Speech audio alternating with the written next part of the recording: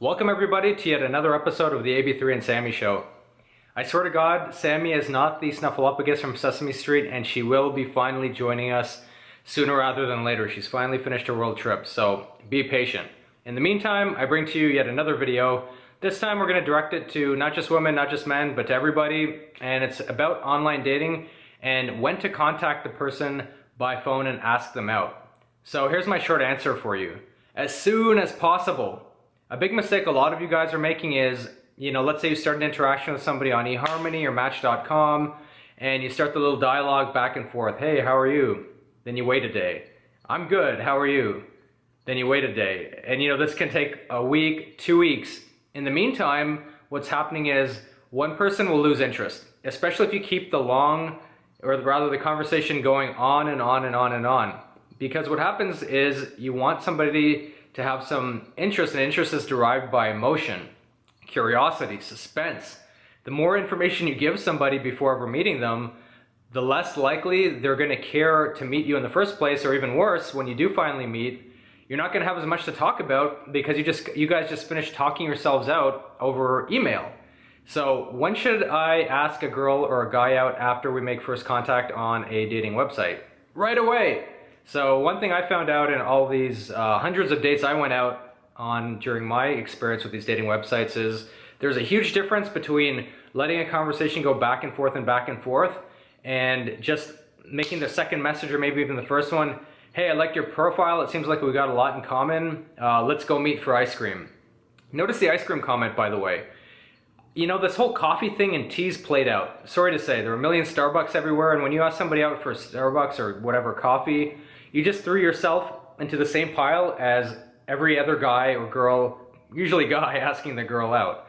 Because guess what? People aren't that creative these days. When you ask a girl for ice cream, you kind of pique her interest a little bit, or ask her out for frozen yogurt. If she gets a little bit more interested, she's like, this guy's a little bit different. Everybody else is asking me out for coffee, and yet he proposed ice cream. So right away, the brain likes to categorize people, and you start getting thrown into a category of being a little bit more unique than everybody else. It sounds very simple, but it's very effective.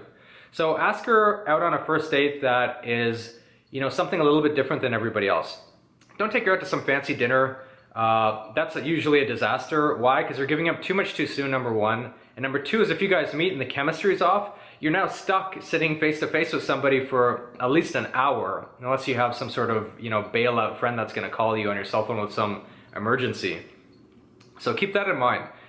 So back to the main subject of when to ask them out. So immediately, don't let this thing go back and forth too much. Yes, some girls will be a little bit trepid about, geez, I don't really know this guy that well. I don't know if I want to go out with him yet. That's fine.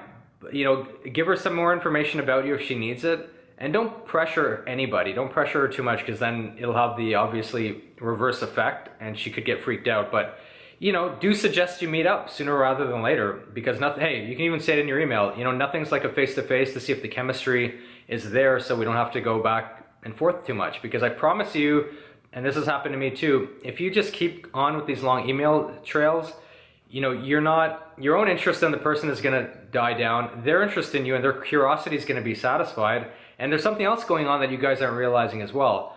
Meanwhile, you're going back and forth and wondering whether you should email her, and just to figure out how her day went takes about a week, because you always have to wait for them to log in. One thing you're also forgetting is that there are 10,000 other guys that are probably hitting her up and emailing her every day, asking her out, or maybe tickling her fancy a little bit more than you are. So the sooner you can get a face-to-face meeting, the sooner you can sell yourself and see if more importantly for you, see if the chemistry's there. Because why go through all this back and forth banter if you guys meet, and while you may have had a lot in common on paper, you have nothing in common when you physically meet each other. That happens all the time. We call that chemistry. It's that invisible X factor, or je ne sais quoi, as they say in French. So that's my tip for you guys today.